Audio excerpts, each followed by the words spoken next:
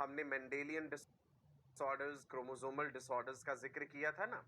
तो Mendelian disorders में हमने हेमोफीलिया के बारे में पढ़ा था। हेमोफीलिया को रॉयल डिजीज या ब्लीडर डिजीज भी कहते हैं। 3 तरह का हेमोफीलिया बताया था, haemophilia A, haemophilia B and haemophilia C. Haemophilia A किस क्लॉटिंग फैक्टर की डेफिशिएंसी या एब्सेंस के कारण होता है? The correct answer is clotting factor number 8। Haemophilia B, जिसे क्रिसमस डिजीज भी कहते हैं, that is because of deficiency और absence of clotting factor number 9। And haemophilia C, that is because of deficiency of clotting factor number 11। 8, 9, 11, right जी। सबसे common haemophilia A. So haemophilic patient में क्या होता है, शरीर में हल्का सा भी कट लग जाए, इंजरी हो जाए, तो खून ज्यादा देर तक बहता रहता है और कई बार ऐसी क्रिटिकल सिचुएशन भी हो सकती है कि इतना ज्यादा ब्लड लॉस हो जाए कि पेशेंट की मृत्यु भी हो सकती है। हेमोफिलिक पेशेंट्स की जब कभी हमें सर्जरी करनी पड़ती है किसी कारणवश, मान लीजिए टूथ एक्सट्रैक्शन है, दांत ही निकलवाना है, तो वहां पे भी तो ब्लड लॉस होना है ना। तो फिर वो बड़ी ही केयरफुली हमें करना पड़ता है कि जिस भी तरह का क्लॉटिंग फैक्टर उनमें एब्सेंट है, जिसकी वजह से क्लॉटिंग की प्रक्रिया में डिले हो रहा है, वो क्लॉटिंग फैक्टर हमें आर्टिफिशियली सर्जरी से पहले और सर्जरी के बाद भी देना पड़ता है उस पेशेंट को, राइट। रॉयल डिजीज क्यों कहते हैं, क्यों क्वीन विक्टोरिया वाली बात भी मैंने बताई थी। फिर मैंने बताया था कि हेमोफीलिया ज्यादातर हमें मेल्स में ही देखने को मिलता है। मेल्स में एक ही एक्स क्रोमोसोम होता है। Haemophilia x chromosome linked recessively inherited disorder है। फीमेल्स में हेमोफीलिया होने के लिए दोनों एक्स क्रोमोसोम्स का डिफेक्टिव होना आवश्यक है और ऐसा कॉम्बिनेशन बहुत रेयर होता है। ऐसा कॉम्बिनेशन लीथल होता है, वो जाइगोट सर्वाइव नहीं कर पाता। Rarest of the rare cases में अगर हेमोफिलिक फीमेल सर्वाइव कर भी जाएं तो जिंदगी भर या उम्र भर उन्हें यह समस्या रहती है that through out their life they will have excessive menstrual blood loss, right. Haemophilia को लेकर के मैंने आपको पेडिग्री चार्ट्स भी अलग अलग तरह के बना के दिखाए थे कि अगर एक कैरियर फीमेल एक नॉर्मल मेल के साथ उनकी शादी होती है तो अगली जनरेशन में क्या संभावना है हेमोफीलिया की, या फिर अगर एक ऐसी फीमेल है जो कि नॉर्मल है और जो हस्बैंड है वो हेमोफीलिक है। हर संभव केस में हमने क्रॉस बना के देखे थे एंड आई एम श्योर आपने प्रैक्टिस भी करे होंगे। कहते हैं ना, practice makes a man perfect, practice makes a person perfect. तो आपको परफेक्शन लाने के लिए प्रैक्टिस तो करनी पड़ेगी। चलिए, सो कागज कलम तैयार रखिए। आज के सेशन का एक पॉजिटिव सोच, एक पॉजिटिव एनर्जी के साथ आगाज करते हैं और आज भी हम कुछ इंटरेस्टिंग चीजें जानेंगे, राइट जी। नोट्स जरूर बनाते रहिएगा और एक बार फिर से रिकॉल कर लीजिए वो पेडिग्री चार्ट्स। रिवाइज करा दूं एक बार फिर से जल्दी से, सारे सिंबल्स से आपको फेमिलियर करवा दूं। ये जो हमने स्क्वायर लिखा है that is representing a male, जिसे कोई भी जिसमें कोई ट्रेट या डिजीज नहीं है। Circle is representing a female. ये दोनों के बीच में जो लाइन है वो क्या इंडिकेट कर रही है, मैरिज। और उसके बाद ये वाली जो लाइन है ये क्या इंडिकेट कर रही है, उनके ऑफस्प्रिंग्स। ये जो रोमन न्यूमरल से लिखा है 1, 2, 3 एंड 4, ये क्या रिप्रेजेंट कर रहा है, generation. 1 is the parental generation, ठीक है बेटा। उसके बाद आप देखिए इनके 3 बच्चे दिखाए गए, ये एक डॉटर है, ये एक सन है, मेल है। इस बॉक्स को हमने शेड कर दिया और जब बॉक्स को पूरी तरह से शेड कर दिया दैट मीन्स उसमें वो पर्टिकुलर ट्रेट है या डिजीज है, राइट जी। और फिर ये एक और डॉटर जिसमें कि हमने दिखाया ये बिल्कुल नॉर्मल है, आई मीन इसमें वो ट्रेट नहीं है। ये उनके लाइफ पार्टनर्स हैं जी, ये रहा male, this is a normal female, this is a normal male. ये आगे उनके ऑफस्प्रिंग दिखाए गए हैं। अब हम इस पेडिग्री चार्ट में एक विशेष बात नोट कर पा रहे हैं कि केवल मेल्स में ही वो ट्रेट नजर आ रहा है, फीमेल्स में वो ट्रेट नजर नहीं आ रहा। तो इसका मतलब है ना एक्स क्रोमोसोम लिंक्ड ये कोई जेनेटिक डिसऑर्डर होगा क्योंकि मेल्स में ही नजर आ रहा है ये हमें, राइट जी। चलो, सो ऑल माई राजा बेटा एंड रानी बेटियां, ऑल माई फ्यूचर डॉक्टर्स, अब हम बढ़ते हैं आगे। एक और जेनेटिक डिसऑर्डर समझते हैं जो है कलर ब्लाइंडनेस। पिछले सेशन में हल्का सा जिक्र दिया था मैंने कलर ब्लाइंडनेस का।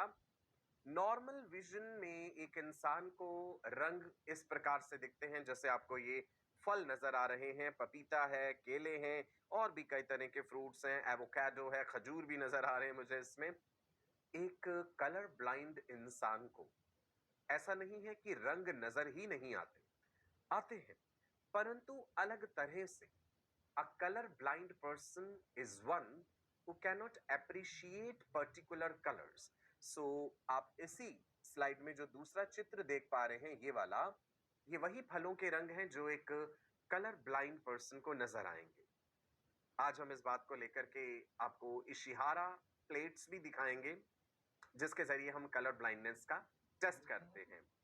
जो लोग 18 प्लस हैं, कभी आप अगर ड्राइविंग लाइसेंस बनाने के लिए अगर गए हों या आपको प्रोसीजर पता हो, तो उसमें भी कलर ब्लाइंडनेस का चेक किया जाता है कि क्या आपको रंग ठीक से नजर आ रहे हैं। ट्रैफिक लाइट्स में भी तो अलग अलग कलर्स है ना, तो क्या वो इंसान ठीक से पहचान पा रहा है उन कलर्स को या नहीं। चलिए जी, कलर ब्लाइंडनेस के बारे में पहला पॉइंट नोट करेंगे, recessive sex linked trait in which the person fails to distinguish red and green colors. Right? लाल और हरा रंग डिस्टिंग्विश नहीं कर पाते हैं। क्या किसी और भी तरह का कलर ब्लाइंडनेस होता है? Red colour blindness, green colour blindness, have you heard of blue colour blindness? सोचिएगा जरा। Okay, vision is however not affected and the color blind person can lead a normal life. आप जानते हैं, आई के structure में मैंने क्लास 11th में आपको रॉड्स एंड कोन्स के बारे में बताया था। रेटिना के ये फोटो रिसेप्टर्स हैं, मॉडिफाइड बाइपोलर न्यूरॉन्स हैं rods and cones. Rods are for scotopic vision, अंधेरे में डिम लाइट में विजन देती हैं rods. Cones are for photopic vision, bright light vision. Cones are also for colored vision, right? अलग अलग रंगों के लिए कोन्स होती है ना।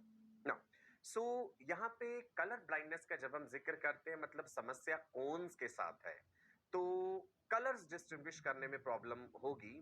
वैसे नॉर्मली चीजें दिखाई देंगी। The gene for the normal vision is a dominant gene. The normal gene and its recessive allele are carried by X chromosomes. पहले ही मैंने जिक्र किया था, X chromosome linked genetic disorder. In females, color blindness appears only. Females में color blindness तभी होगा यदि उस फीमेल के दोनों X chromosome प्रभावित होंगे. When both the sex chromosomes carry the recessive allele, that is XCXC. Represent करने का तरीका है, एक्स का सुपरस्क्रिप्ट कर देते हैं सी को। क्लियर है जी? कलर ब्लाइंडनेस के बारे में पहली बात, X chromosome linked genetic disorder found mostly in mails.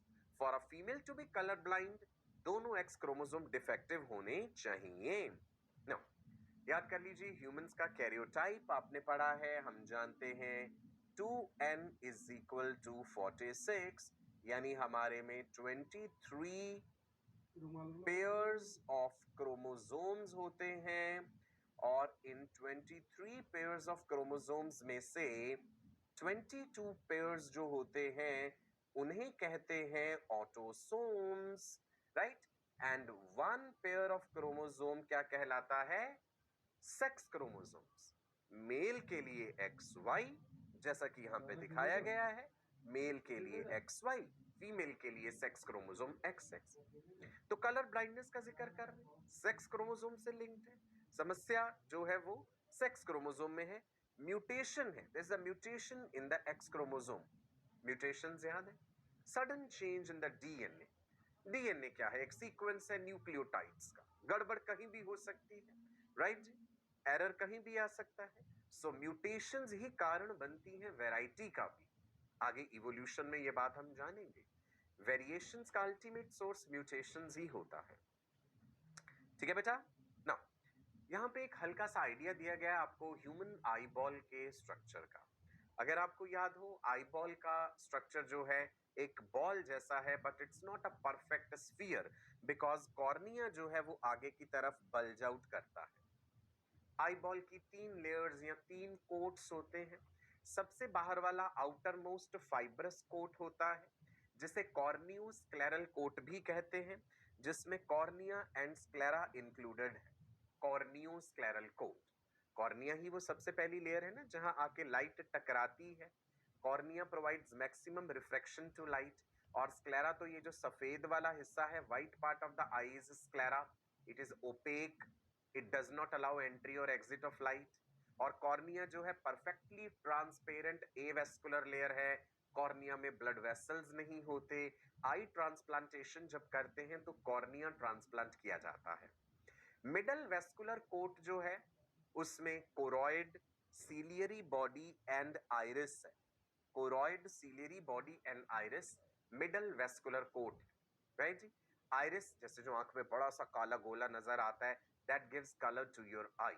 Iris, iris के बीच में छोटा सा एपर्चर जो है, आइरिस के बीच में जो छोटा सा एपर्चर है, that is called as pupil, right. So pupil allows the free entry of light. Lens के बारे में भी पढ़ा था। Lens is elastic biconvex structure, it is a living structure, it continues to grow throughout life। Old age में जाके lens की elasticity कम हो जाती है, presbyopia. Lens is the only structure in the eye जो अपनी रिफ्रैक्टरी पावर बदल सकता है, पास वाली चीज को भी देख सकता है और दूर वाली चीज को भी देख सकता है। सबसे अंदर वाली लेयर हमने पढ़ी थी इनर मोस्ट नर्वस कोट, जिसे ट्यूनिका नर्वोसा, या जिसे एक और नाम भी दिया था हमने, दैट इज रेटिना, राइट। अब आती है मुद्दे की बात। रेटिना में होते हैं photoreceptors, rods and cones. Retina की पिगमेंट लेयर है, लेयर ऑफ फोटो रिसेप्टर्स है, इसके अलावा बाइपोलर न्यूरॉन्स भी हैं, गैंग्लियन सेल्स भी हैं, ये सब हमने पढ़े हुए। हम यहाँ पे जिक्र कर रहे हैं रॉड एंड कोन्स का। So what are rods and cones? Modified bipolar neurons. ये क्वेश्चन भी पूछते हैं कई बार एग्जाम में। Rods and cones modified bipolar neurons हैं। रॉड्स जो है वो किसके लिए है? Rods provide vision in the dim light, photopic vision के लिए कोन्स हैं, और स्कोटोपिक विजन के लिए रॉड्स हैं, मध्यम रोशनी में। और कोन्स जो हैं वो ब्राइट लाइट के लिए हैं, that is photopic vision. Cones are also for the coloured vision. तो यहां मेन मुद्दा जो था कोन्स का था। So that means cones they fail to perform their function in a colour blind person. Females usually carriers हैं, colour blindness के लिए फीमेल्स कैरियर्स हैं। जैसे ये XCX हो गया, ये एक कैरियर फीमेल है, राइट। अगर एक नॉर्मल मेल के साथ मैरिज होती है इस फीमेल की, एक कॉम्बिनेशन ये बन सकता है नेक्स्ट जनरेशन में, मतलब ये जो मेल चाइल्ड होगा इस कैरियर फीमेल से, जो मेल बच्चा पैदा होगा, वो कलर ब्लाइंड होगा, क्योंकि इस मेल ने अपना वाई क्रोमोसोम अपने फादर से लिया है, और चांसेस है कि डिफेक्टिव वाला एक्स क्रोमोसोम अगर वाई के साथ फर्टिलाइज हुआ, राइट, ये डिफेक्टिव वाला गैमीट, तो बेबी कलर ब्लाइंड होगा, मेल बेबी। सो फीमेल्स कैरियर है। Males have higher chance of getting color blindness as they have only one X chromosome, whereas females have two X chromosomes। ये बात तो clear हो गई। Same चीज haemophilia में भी पड़ी थी। चलिए जी, इशिहारा चार्ट का मैं जिक्र कर रहा था। आपको स्क्रीन पे एक पिक्चर नजर आ रही है, डॉट्स नजर आ रहे हैं, दो अलग अलग रंगों से ये डॉट्स बनाए गए हैं। आप बताइए लिख करके कि आपको स्क्रीन पे ये क्या लिखा नजर आ रहा है। क्या यहाँ पे 1 लिखा है, 10 लिखा है, 20 है, 18 है, 32 है? क्या देख पा रहे हैं आप यहाँ पे स्क्रीन पे? ये क्या डिजिट्स लिखे हैं? कलर ब्लाइंडनेस में हम यही चीज चेक करते हैं। सो मैं आपको सही जवाब बता दूं इस चीज का। यहाँ पे लिखा है 12, 1 2 यानी 12 लिखा है। सेकेंड प्लेट देखिएगा यहाँ पे, इंटरेस्टिंग है ना ये। इशिहारा चार्ट कहते हैं इसे, इशिहारा प्लेट्स बोलते हैं, used to detect colour blindness. यहाँ पे भी आपको अलग अलग तरह के डॉट्स नजर आ रहे हैं, बिंदु बिंदु से बने हुए, और बीच में कुछ लिखा हुआ है। बताइए मुझे यहाँ पे आप क्या देख पा रहे हैं? Is it 42? Is it 19? Is it 28? Is it 26? What is the correct answer? So students, let me tell you, the correct answer is 74. 74 लिखा है इसमें. Okay? चलो, मजा आ रहा है? नेक्स्ट बताऊं. ये देखो जरा आप गौर से, अलग अलग रंग नजर आ रहे हैं, थोड़ा सा मेहंदी से कलर के डॉट नजर आ रहे हैं, कुछ और हल्के हैं, बीच में कुछ थोड़े से क्रिम्सन कलर सा है, ब्रिक रेड कलर टाइप भी है. सो टेल मी, आप यहाँ पे क्या देख पा रहे हैं? Is it 28? Is it 19? Is it 12? Is it only 8? Is it 18? What can you see here? The correct answer is, it is 1, 8, 18, 18, right? Next plate. Okay. Here also एक अंक लिखा हुआ है इसमें. बताइए जल्दी से, क्या है? 5 है, 4 है, 3, 2, 1. ए लिखा है, बी लिखा है, सी, डी क्या लिखा हुआ है? The correct answer is 6. 6 लिखा है ये इसके अंदर. आई एम श्योर आप सभी लोग सही जवाब दे रहे हैं. अगर किसी को कोई समस्या या कठिनाई लग रही है तो आप एक बार ऑप्टिशियन से जरूर मिल लीजिएगा. आपके लोकेलिटी में, आपके घर के पास जो है आंखों के चेकअप करने वाले ऑप्टिशियंस होते हैं ना, जहां चश्मा भी बनवाते हैं, आप वहां जाके भी ये चीज चेक करवा सकते हैं. नहीं तो किसी भी हॉस्पिटल में आप ये चीज चेक करवा सकते हैं. आई स्पेशलिस्ट के यहाँ जाके भी चेक करा सकते हैं कि आपको सभी कलर्स ठीक से डिस्टिंग्विश नजर आ रहे हैं ना. राइट जी? ओके. चल, अब हम कलर ब्लाइंडनेस को लेकर के जरा क्रॉस देखते हैं. ठीक है जी. हम ले रहे हैं एक कैरियर मदर, एक ऐसी फीमेल जो कि कैरियर है for the colour blind gene. Carrier को पेडिग्री में रिप्रेजेंट करने के लिए गोले के अंदर या तो डॉट लगा दो, या जो गोला है उसको आधा शेड कर दो. सर्कल इज फॉर फीमेल और आधा शेडेड है या डॉट है तो ये कैरियर रिप्रेजेंट करता है. ठीक है. और मेल जो है अनअफेक्टेड लिया हमने, unaffected father without colour blind gene. तो भाई इनके लिए पेडिग्री अगर बनानी है तो एक सिंपल डब्बा बना दूंगा मैं, स्क्वायर बना दूंगा. यहाँ पे क्रोमोसोम्स के रूप में इन्हें लिखा है, एक्स को हमने ना कलर दे दिया. वैसे अगर हम चाहते कैरियर को एक्स सी एक्स भी लिख सकते थे. एक सिंप्लीफाइड तरीके से 2 एक्स क्रोमोसोम लिखे, एक का रंग बदल दिया. यहाँ पे एक्स और वाई हमने लिखे, बिल्कुल दोनों नॉर्मल सफेद रंग से लिख दिया. राइट. गैमेट्स बने, गैमेट्स का फर्टिलाइजेशन हुआ, F1 जेनरेशन आया. अगली जेनरेशन में क्या क्या संभव कॉम्बिनेशंस होंगे हम यहाँ पे सिंप्लीफाइड तरीके में देखते हैं. पहले एक्स सी एक्स और मेल है नॉर्मल एक्स वाई, तो एक कॉम्बिनेशन बन जाएगा ये वाला एक्स और ये वाला एक्स, मतलब एक्स सी एंड एक्स. दूसरा कॉम्बिनेशन क्या बन जाएगा जी? सेकंड कॉम्बिनेशन इस वाई के साथ बनाते हैं, मतलब एक्स सी एंड वाई भी तो बनेगा एक. राइट. अब यहां पे देख लेते हैं, ये हो गया जी एक डिफेक्टिव एक्स क्रोमोसोम और एक नॉर्मल. ये हो जाएगी carrier daughter with colour blind gene. और अगर डिफेक्टिव एक्स आ गया वाई के साथ तो अफेक्टेड सन, अफेक्टेड प्रभावित कलर ब्लाइंड होगा. और ऐसा कॉम्बिनेशन मिलेगा 2 नॉर्मल एक्स और एक नॉर्मल एक्स और नॉर्मल वाई. तो मतलब हुआ जी, अगर 4 बच्चों की हम प्रोबेबिलिटी लेते हैं, मैं फिर बार बार कह रहा हूं हमेशा ये 4 हो ये जरूरी नहीं है, ये प्रोबेबिलिटी दिखाने का तरीका. ठीक है जी. सो मेल चाइल्ड अगर उनका होता है, देयर इज 50% प्रोबेबिलिटी कि मेल चाइल्ड इफेक्टेड हो सकता है और 50% प्रोबेबिलिटी है कि मेल चाइल्ड नॉर्मल होगा. डॉटर जो है कैरियर भी हो सकती है और उनके यहाँ नॉर्मल डॉटर भी हो सकती है. राइट. डॉटर सफरर नहीं होगी, ऐसी कोई बेटी नहीं होगी डॉटर जिसमें कि कलर ब्लाइंडनेस हो, क्योंकि ऐसी सिचुएशन के लिए दोनों एक्स क्रोमोसोम्स को डिफेक्टिव होना पड़ेगा. ठीक है. Is it clear? चलो जी बढ़े आगे. नाउ उसी चीज का पेडिग्री चार्ट देख लीजिए, आसान एकदम, बिल्कुल सिंपल. ये है फीमेल और ये है जी मेल. फीमेल को हमने कैरियर दिखाया है एक्स सी एक्स, मेल को नॉर्मल दिखाया है. इनके 4 बच्चे दिखाए हैं हमने.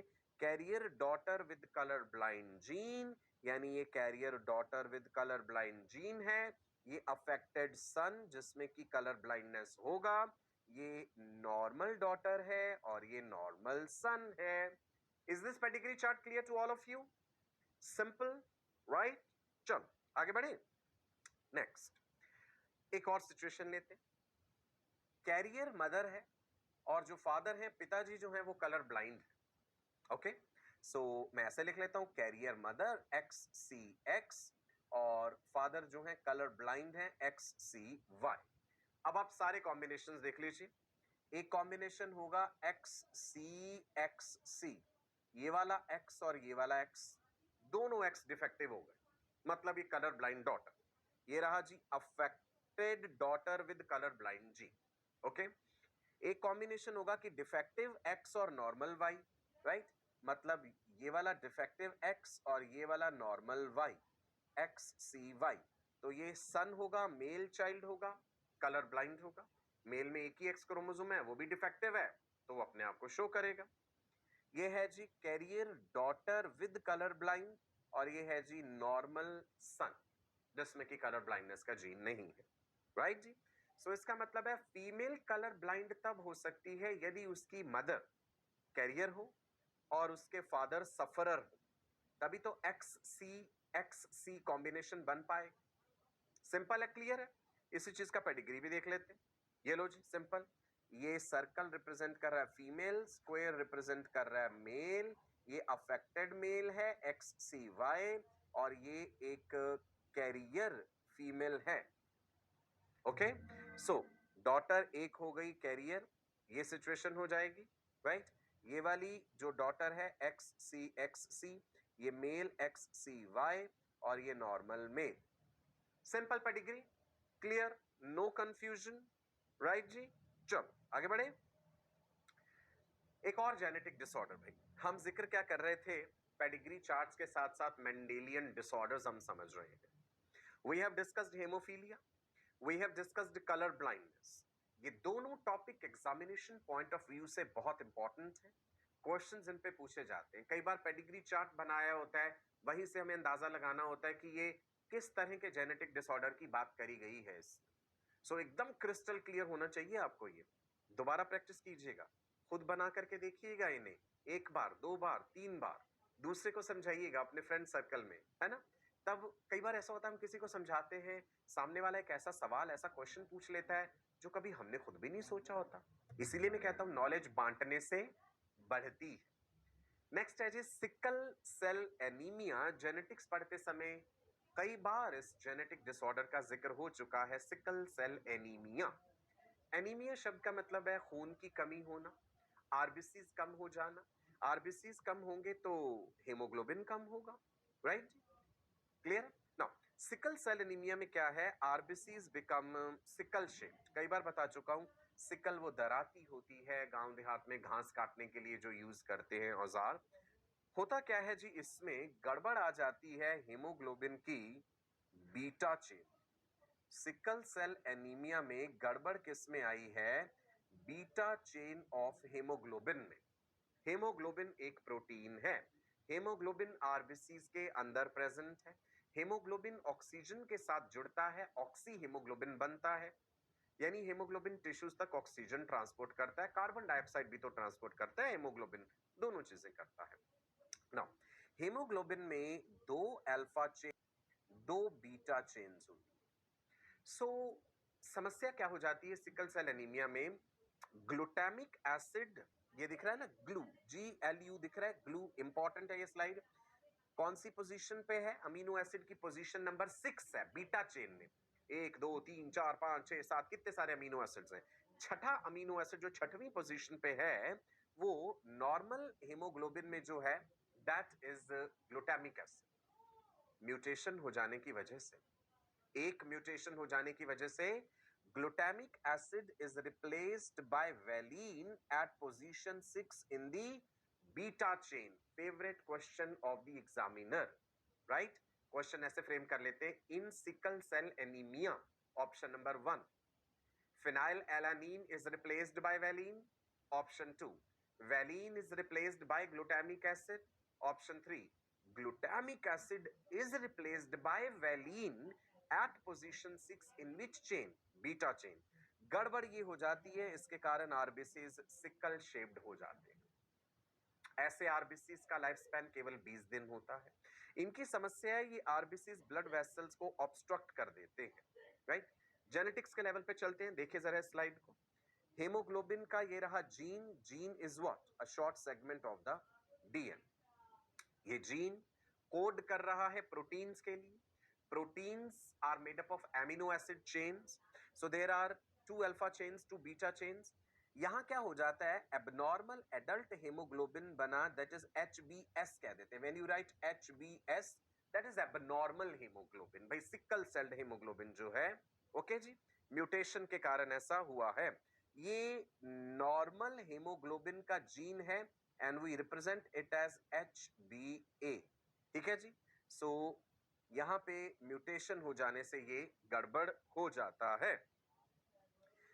HbA is the normal individual. Carrier will be HbA, HbS, and sufferer of sickle cell anemia will be HbS. ये जो हेट्रोजाइगोट इंडिविजुअल्स होते हैं ना, जो कैरियर्स होते हैं, उसके लिए उन्हें एक सिलेक्टिव एडवांटेज होता है जो आपको पहले भी बता चुका हूं. या तो उन्हें मलेरिया होता नहीं, अगर उन्हें मलेरिया होता भी है तो इतना सीवियर नहीं होता कि मलेरिया से उनकी मृत्यु हो जाए. क्यों? क्योंकि मलेरियल पैरासाइट जो है, क्या नाम है जी मलेरियल पैरासाइट का? प्लाज्मोडियम. अलग अलग स्पीशीज हैं प्लाज्मोडियम की. Plasmodium vivax, Plasmodium oval, Plasmodium falciparum. तो जो मलेरियल पैरासाइट प्लाज्मोडियम है ना, ये अपना लाइफ साइकिल सक्सेसफुली कंप्लीट नहीं कर पाता सिकल शेप्ड आरबीसीज में. तो यही एडवांटेज होती है सिकल सेल एनीमिया वालों को. ये हम इवोल्यूशन में भी पढ़ेंगे कि इन्हें मलेरिया नहीं होता आसानी से. चलिए एक क्रॉस देखते हैं. कैरियर मेल और कैरियर ही फीमेल. गौर फरमाइएगा. HbA HbS मतलब कैरियर. आप देख पा रहे हैं ना, मेल को कैरियर दिखाना है, एक स्क्वायर बना के उसके अंदर एक हम डॉट दिखा देते हैं. फीमेल को कैरियर दिखाना है, पेडिग्री के हिसाब से सर्कल के अंदर एक डॉट दिखा देते हैं. सो मेल कैरियर, फीमेल कैरियर. पहले गैमीट्स बना लेते हैं जी. HbA normal gamete, HbS gamete with the sickle sailed mutation. Female में HbA HbS. F1 जनरेशन देखते हैं, अगली जनरेशन. एक कॉम्बिनेशन HbA HbA बनेगा जो कि नॉर्मल है. एक कॉम्बिनेशन HbA HbS है जो कि कैरियर है. एक कॉम्बिनेशन HbA HbS है, वो भी कैरियर है. एक HbS और HbS भी होगा जो कि सिकल सेल एनीमिया हो.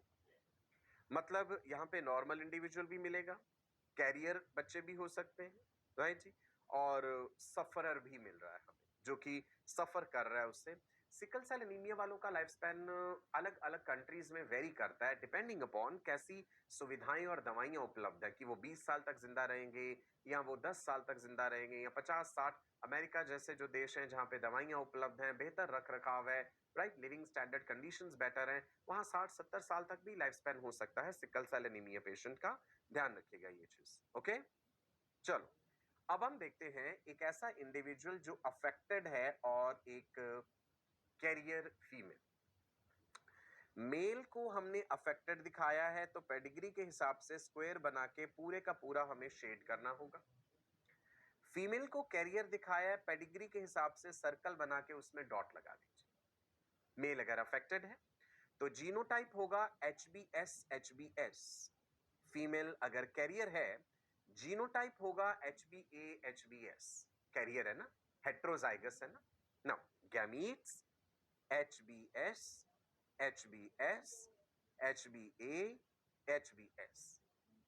अब F1 जनरेशन के इंडिविजुअल्स जीनोटाइप देखते हैं.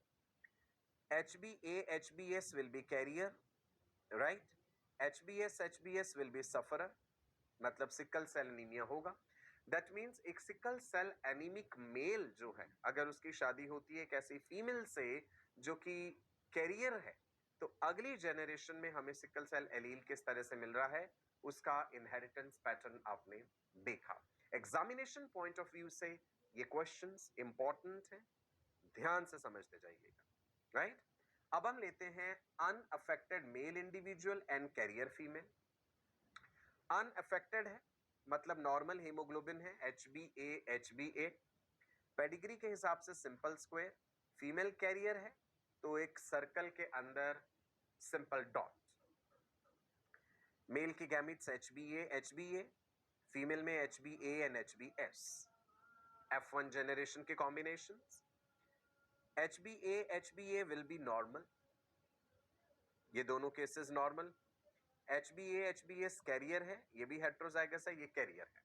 तो जब एक अनअफेक्टेड मेल एक कैरियर फीमेल, अगर हम ये मान के चले हस्बैंड वाइफ हैं, अगली जनरेशन में हमें नॉर्मल इंडिविजुअल्स भी मिलेंगे और अगली जनरेशन में हमें कैरियर भी मिलेंगे।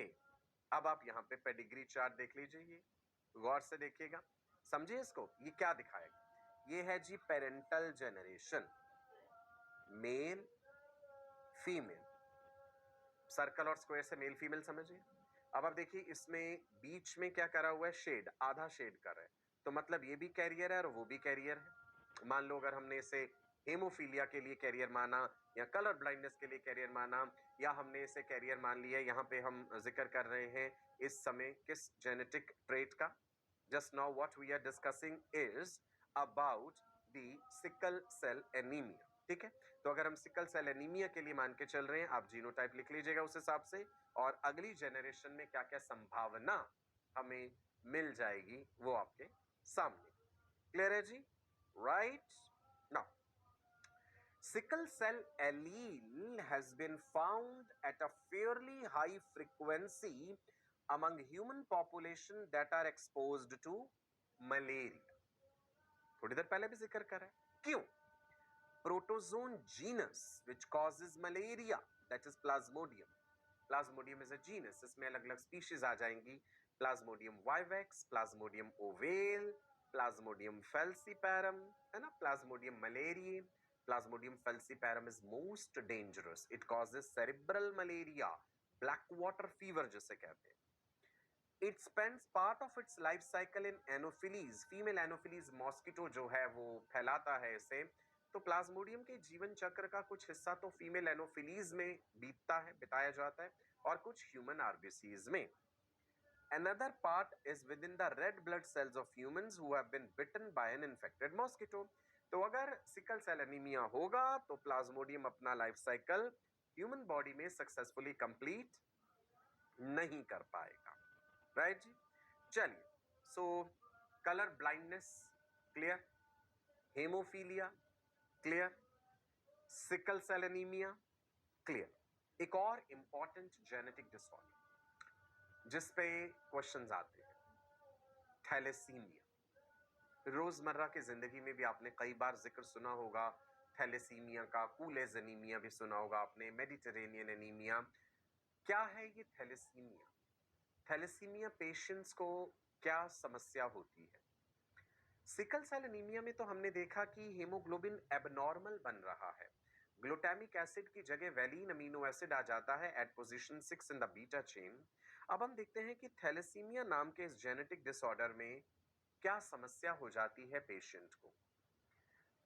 It was discovered by कूले, but the term was given by Whipple and Bradford after its prevalence in the Mediterranean region. Right जी? So discover किया था कूले ने, तो कूलेज एनीमिया भी कह देते हैं. It is autosomal. अब ध्यान रखना, ये सेक्स क्रोमोसोम से रिलेटेड नहीं है, ऑटोसोम से related. It is autosomal recessive blood disease which appears in children of two unaffected carriers. Heterozygous parents जो हैं, उनके बच्चे जो होंगे उनमें थैलेसीमिया नाम की ये बीमारी होती है. The defect can occur due to mutation or deletion of the genes controlling the formation of globin chains. Right जी? ग्लोबिन प्रोटीन, हेमोग्लोबिन में हेम और ग्लोबिन है ना, और globin is the protein part. एक बार देख लेते, कंफ्यूजन नहीं रखना बिल्कुल भी. ऑल माई राजा बेटा एंड रानी बेटियां, इतने लंबे लंबे सेंटेंसेस देख के डरना नहीं है, चीजों को सिंप्लीफाई करना सीखिए. हेमोग्लोबिन एक प्रोटीन है, दो चीजों से बना है, haem and globin. Haem is the iron containing part, iron होता है हेमोग्लोबिन में. Globin is the protein part. Globin has 2 alpha chains and 2 beta chains. Thalassaemia में समस्या ग्लोबिन पार्ट में है, हेम पार्ट में समस्या नहीं है, और ग्लोबिन में अल्फा चेन है और बीटा चेन है. तो हुआ क्या है? The defect is due to mutation. उस जीन में म्यूटेशन हो गया या वो जीन डिलीट हो गया है which is controlling the formation of the globin chains. तो यानी ग्लोबिन चेन्स बन नहीं पाएंगी या कम मात्रा में बनेंगी, समस्या ये है। ठीक है जी। There is imbalanced synthesis of globin chains, very important. यहां पे ऐसा नहीं है कि ग्लोबिन का स्ट्रक्चर गड़बड़ हो गया, स्ट्रक्चर गड़बड़ होने वाली चीज सिकल सेल एनीमिया है। यहां पे ग्लोबिन चेन्स के निर्माण में, सिंथेसिस में, प्रोडक्शन में कमी आ रही है, जिसके कारण एनीमिक हो जाता है पेशेंट। आपके सामने इस समय हीमोग्लोबिन की ये 2 अल्फा और 2 बीटा चेन्स नजर आ रही हैं। अल्फा चेन्स को हमने लाल रंग से दिखाया है। अल्फा ग्लोबिन चेन्स में 146 अमीनो एसिड्स होते हैं, right. Haem group with iron in the centre around a porphyrin ring. Haemoglobin में हेम है एंड ग्लोबिन है। हेम सेंटर में है, आयरन वाला पार्ट, उसके चारों तरफ वो ग्लोबिन चेन्स आपको गोल गोल घूम के दिख रही हैं। जो बीटा ग्लोबिन चेन है उसमें 141 अमीनो एसिड्स हैं। याद रख लीजिएगा, alpha chain, beta chain. Alpha chain has 146 amino acids, beta chain has 141 amino acids. so गड़बड़ यहाँ पे अमीनो एसिड के सीक्वेंस में नहीं होगी, सीक्वेंस वाली गड़बड़ अलग थी, यहाँ पे गड़बड़ किस में है, सिंथेसिस में, निर्माण में। ना आप याद करके देखिए, हम पढ़ रहे हैं जी बेसिकली मेंडेलियन डिसऑर्डर्स में ऑटोसोमल डिसऑर्डर्स जो हैं उनका जिक्र कर रहे हैं। डोमिनेंट रिसेसिव 2 तरह के हैं। थैलेसीमिया का जिक्र हो रहा है जी यहाँ पे, जो कि अल्फा थैलेसीमिया और beta thalassaemia, alpha chain beta chain, उसी के नाम से alpha thalassaemia, beta thalassaemia Cooley ने डिस्कवर किया था सबसे पहले, कूलेज एनीमिया भी कह देते हैं। Rare inherited blood disorder resulting from inadequate haemoglobin synthesis. बार बार एम्फेसिस दे रहा हूं इस शब्द पे, इनएडिक्वेट, कम बन रहा है, जो कि सफिशिएंट नहीं है। और किस कारण से है, म्यूटेशन हुआ है, caused due to mutation या deletion in the genes responsible for hemoglobin synthesis. Okay? Now, पहले देखते हैं अल्फा थैलेसीमिया। अल्फा चेन में गड़बड़ होगी, इसका मतलब है सिंथेसिस में। It is caused by defective formation of the alpha globin chains. Now, alpha globin chain का निर्माण कौन करा रहा है, कौन सा क्रोमोसोम करा रहा है? It is controlled by 2 genes. 2 genes हैं जो इस alpha globin chain के synthesis के लिए responsible हैं, and they are present on chromosome number 16. HbA1, HbA2. So total जो हो गए 4 एलील हो गए, है ना। जीन्स 2 हैं, एलील 4 हो गए। कौन सा क्रोमोसोम है, chromosome number 16। Persons with one defective allele are silent carriers. ऐसे लोग जिनमें एक एलील डिफेक्टिव है, they are silent, they are carriers. While 2 defective alleles, अगर दोनों डिफेक्टिव हुए, they will produce alpha thalassemia minor. Right जी, अल्फा थैलेसीमिया माइनर। क्लियर हुआ? अल्फा थैलेसीमिया और बीटा थैलेसीमिया 2 तरह के हैं। अल्फा ग्लोबिन चेन का सिंथेसिस करवाता है 2 जीन्स जो प्रेजेंट हैं क्रोमोसोम नंबर 16 पे, HbA1, HbA2। 2 एलील, एक जीन के 2 एलील, तो टोटल 4 एलील हो गए। डिपेंड करता है कि भाई कितने डिफेक्टिव हैं उसमें। विद 1 डिफेक्टिव एलील अगर होगा, साइलेंट कैरियर होंगे। 2 डिफेक्टिव एलील हुए तो अल्फा थैलेसीमिया माइनर। राइट जी। अब आप देख पा रहे हैं यहाँ पे क्रोमोसोम नंबर 16 को हमने जूम करके हाईलाइट कर दिया है और आपको दिखाया है chromosome number 16 alpha globin chain है, HbA1 and HbA2। Okay, right, है ना मजेदार स्लाइड्स। ये ह्यूमन कैरियोटाइप में से क्रोमोसोम 16 को लेके एनलार्ज करके आपको समझा दिया। क्रोमोसोम नंबर 16 है जिसके ऊपर इससे रिलेटेड जीन्स प्रेजेंट हैं। That was alpha thalassemia. Next is beta thalassemia. इसका मतलब है यहां पे बीटा चेन में गड़बड़ है भैया, बीटा चेन का निर्माण नहीं हो रहा है। The defect is due to allele of HBB gene present on chromosome number 11. Alpha के लिए 16, बीटा के लिए क्रोमोसोम नंबर 11, याद रखना है। Persons with one defective allele, अगर एक एलील डिफेक्टिव है, they will be suffering from thalassemia minor, जिसमें large number of microcytic erythrocytes and less amount of hemoglobin. एक एलील डिफेक्टिव हुआ तो होगा क्या कि माइक्रोसाइटिक इरिथ्रोसाइट, पहले तो इरिथ्रोसाइट्स क्या हैं? क्या आपको याद है? इरिथ्रोसाइट्स दूसरा नाम होता है आरबीसीज का, रेड ब्लड कॉर्पसेल्स का। They are also called erythrocytes. अब वो माइक्रोसाइटिक हो गए, मतलब छोटे। माइक्रोसाइटोसिस या microcytic RBCs refers to very small. Normally तो स्मॉल होते ही आरबीसीज, मतलब साइज छोटा है उनका, लेकिन माइक्रोसाइटिक कंडीशन में और ज्यादा छोटे and less amount of haemoglobin. उनके अंदर जो हेमोग्लोबिन है वो भी कम है। तो ये हो जाता है जी थैलेसीमिया माइनर कंडीशन है। अगर दोनों एलील डिफेक्टिव हो गए, persons with both defective alleles, वो होगा जी कूलेज एनीमिया या थैलेसीमिया मेजर, राइट? कूलेज एनीमिया और थैलेसीमिया मेजर, जिसे कूले नाम के वैज्ञानिक ने बताया था। सो थैलेसीमिया माइनर भी समझ गए आप, एक एलील डिफेक्टिव है, दोनों डिफेक्टिव हैं, तो थैलेसीमिया मेजर। क्लियर है? क्रोमोसोम नंबर 11 को हमने जूम करके दिखाया है जी आपको। पहले क्रोमोसोम नंबर 16 दिखाया था। मैंने कहा था इसके ऊपर HBB जीन जो है वो प्रेजेंट, राइट? राइट, इसी में डिफेक्ट आने से गड़बड़ हो जाएगी। चलो अब हम इसका क्रॉस बना के भी समझ लेते हैं, कैरियर और कैरियर का, राइट?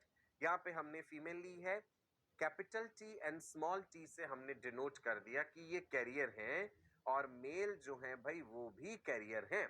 आप इस पनेट स्क्वायर से भी अब देख लीजिए, इधर फीमेल गैमेट्स लिए हैं कैपिटल टी स्मॉल टी, इधर male gametes capital T small T. Cross आपको करना आता है, कॉम्बिनेशंस आप बना लेंगे आसानी से। एक कॉम्बिनेशन कैपिटल टी, एक कैपिटल टी और स्मॉल टी, एक और कैपिटल टी स्मॉल टी, और then small t and small t. चलो जी, capital T and capital T तो अनअफेक्टेड प्रोजेनी है, उसमें कोई गड़बड़ नजर नहीं आएगी। जो कैपिटल टी और स्मॉल टी वाले हैं carrier progeny, affected will be small t and small.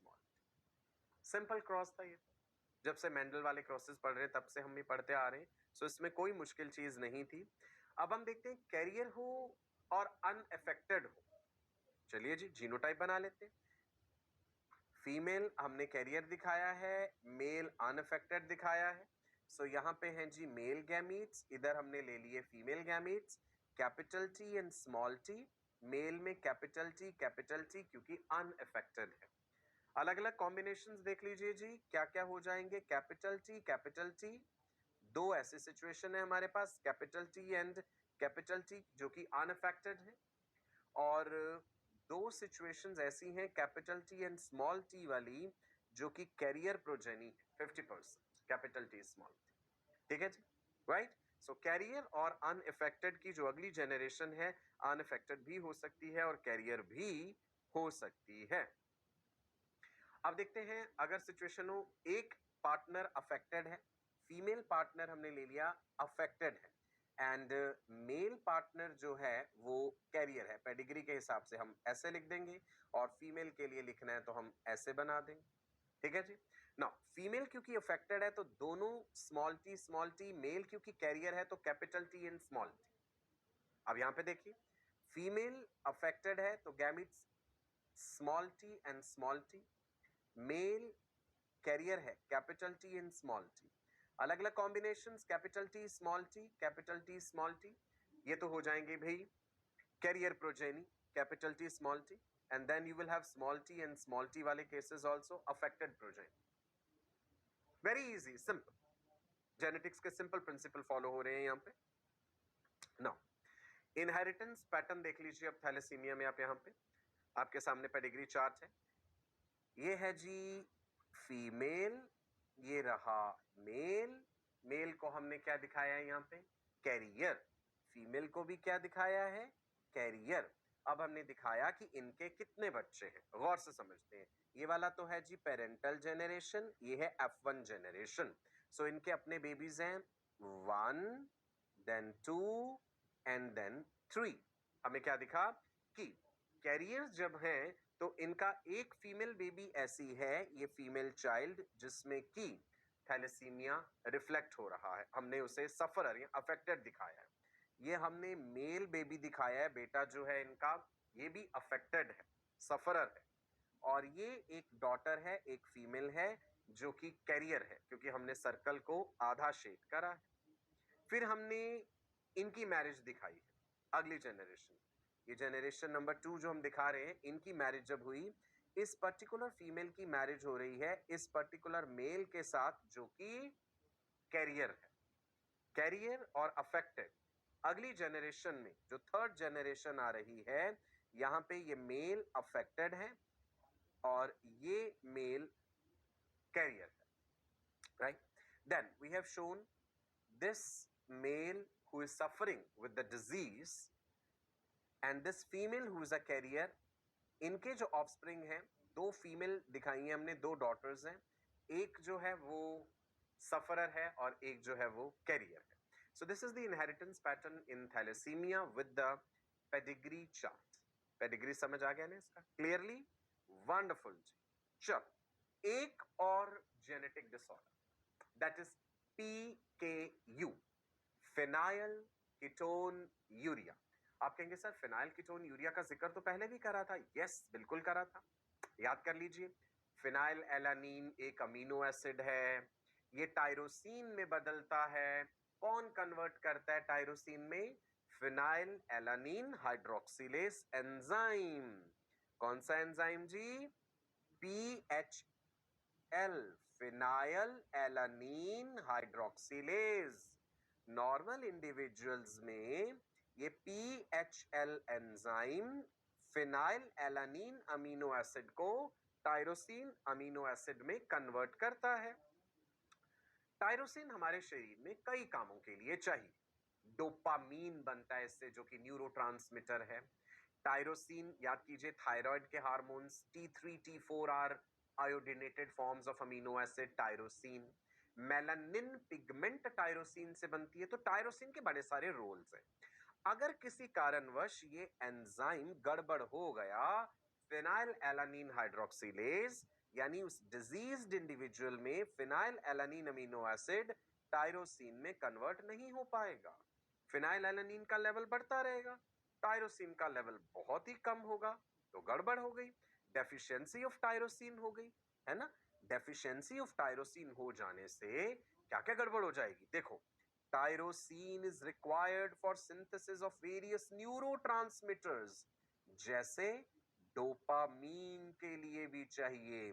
Dopamine convert होता है नॉर एड्रीनेलिन में, जिसे नॉर एपिनेफ्रिन भी कहते हैं। ये कन्वर्ट होता है एड्रीनेलिन में।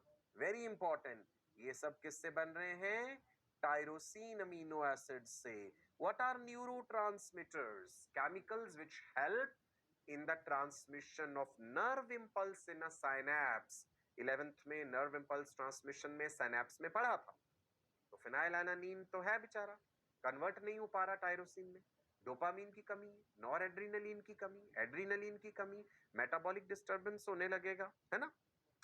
और वहीं पे फिनाइल एलानीन का एक्यूमुलेशन होके लेवल बहुत ज्यादा बढ़ जाएगा, टॉक्सिक लेवल्स तक बढ़ जाएगा, गड़बड़ हो जाएगी। The deficiency of tyrosine results in reduced brain development and other neurological conditions. Right जी, ओवरऑल टोटल मेटाबॉलिक डिस्टर्बेंस हो जाएगी, पेशेंट के लिए बड़ी मुश्किल बात हो जाएगी। सो कई कंट्रीज में तो मैंडेटरी है कि बच्चा पैदा होते ही जो है टेस्ट करना होता है कि कहीं फिनाइल कीटोन यूरिया तो नहीं है। अगर है तो फिर जन्म से ही उनकी देखभाल, उनका इलाज, उनका परवरिश, पालन पोषण अलग तरीके से करना होगा। उन्हें डाइट में ऐसी चीजें नहीं देनी, जैसे चॉकलेट्स वगैरह खाने को नहीं देने। फिनाइल एलानीन ज्यादा होगा उनमें तो और ज्यादा गड़बड़ हो जाएगी, है ना? ये जरूरी होता है उसमें। टायरोसिन से मेलानिन पिगमेंट भी बन रही है। नाउ सिम्टम्स क्या है फिनाइल कीटोन यूरिया में? एक तो माइक्रोसेफेली, मतलब ब्रेन का साइज छोटा हो जाएगा, राइट जी। स्मॉल साइज्ड हेड है, microcephaly. Learning disability and delayed development, learning difficulties होंगी। नॉर्मल पढ़ाई लिखाई में ये चीजों को सीखने में बच्चे का उतना रुझान नहीं होगा, अच्छे से सीख नहीं पाएगा। न्यूरोलॉजिकल डिसऑर्डर्स हैं, behavioural, emotional and social problems हैं, फैटीग है, थकावट है, राइट। स्किन का पिगमेंटेशन भी प्रभावित होता है, क्योंकि टायरोसिन से ही मेलानिन पिगमेंट बनती है, याद रखिएगा। Tyrosine forms melanin, right. Tyrosine से T3 T4 भी बन रहे हैं। अमीनो एसिड्स जो है टायरोसिन यही बना रहा है. T3 is triiodothyronine, T4 is tetraiodothyronine or thyroxine. So T3 and T4 are iodinated forms of amino acid tyrosine. Okay? चलो इसका भी इनहेरिटेंस देख ले जरा. देखो जी, हमने यहाँ पे capital P and small p symbols use करे हैं. ध्यान दीजिएगा, ये हमने दिखाई है कैरियर फीमेल और ये है एक कैरियर मेल. स्क्वायर से रिप्रेजेंट करना है जी हमें. This is a carrier male. Capital P small p, capital P small p हमने गैमीट्स बना लिए ये दोनों इंडिविजुअल्स में. अगली जनरेशन में हमें क्या क्या कॉम्बिनेशंस मिलेंगे आप सीधी भाषा में समझ सकते हैं जी. You will get a combination small p, right जी. Will get a combination capital P also, right. Simple है ये तो. Capital P and capital P का भी एक कॉम्बिनेशन मिलेगा. एक हमें कैपिटल P स्मॉल p मिल गया जी, राइट. और small p and small p also, right. Okay, अब अगर हम देखते हैं अनअफेक्टेड इंडिविजुअल और कैरियर इंडिविजुअल. फीमेल जो है वो अनअफेक्टेड है, capital P and capital P genotype और ये रहे गैमीट्स. मेल जो है वो कैरियर है तो capital P and small p. अब आप खुद कॉम्बिनेशंस बनाइएगा इसके गौर से. इधर को ले रहा हूं मैं female gametes, capital P and capital P female gametes, right जी. और मेल में आपने ले लेने हैं कैपिटल P एंड स्मॉल. खुद बना करके देखिएगा, इजी है. क्रॉसेस अभी तक आप जानते हैं, सिंपल. मेल गैमिट एक ले लेना है, फिर एक फीमेल गैमिट के साथ, फिर उसी मेल गैमिट को एक दूसरे तरह के फीमेल गैमिट के साथ. 4 अलग अलग तरह की ऑप्शंस आ जाएंगी आपके पास. You will have the carrier progeny also and you will have the unaffected progeny also. Same thing you can repeat with unaffected and affected. Female हमने ले लिया है जी unaffected कैपिटल P. मेल हमने ले लिया अफेक्टेड यानी स्मॉल p. गैमीट्स बना लीजिए, राइट. और उसके बाद उनका क्रॉस करके देख लीजिए, सारी प्रोजेनी ही कैरियर आ जाएगी. सिंपल सी बात है.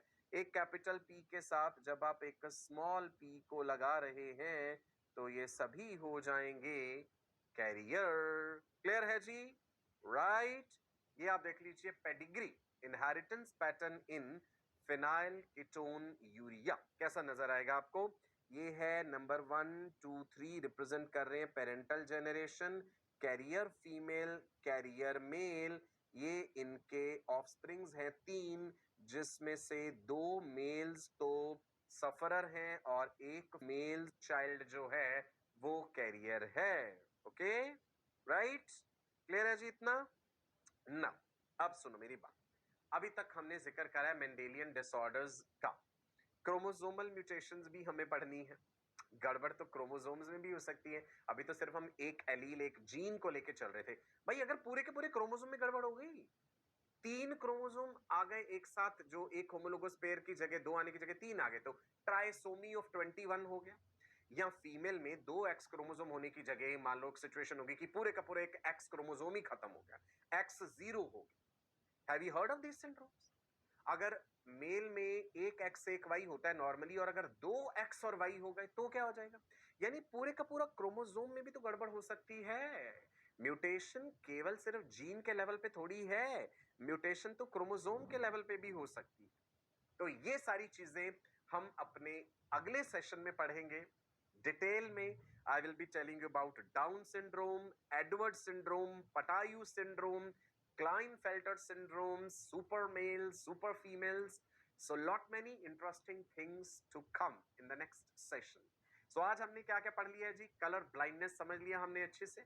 इससे पहले हेमोफीलिया पढ़ा था, सिकल सेल एनीमिया का जिक्र करा हमने, राइट. इसके अलावा अभी फिनाइल कीटोन यूरिया का भी जिक्र करा. ओके, सो नोट्स जो बनाए हैं उन्हें रिवाइज जरूर कर लेना. That is the key to success. मैं आपका अपना डॉक्टर सचिन कपूर आपको ढेरों गुड विशेस देता हूं.